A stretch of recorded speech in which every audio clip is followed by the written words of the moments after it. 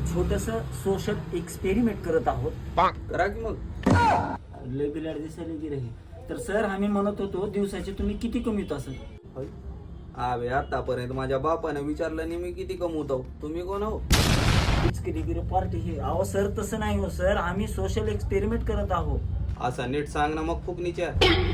अहो सर शांतता धरा जरा सर, तसं काही नाही, आम्ही सोशल एक्सपेरिमेंट करत आहोत फक्त.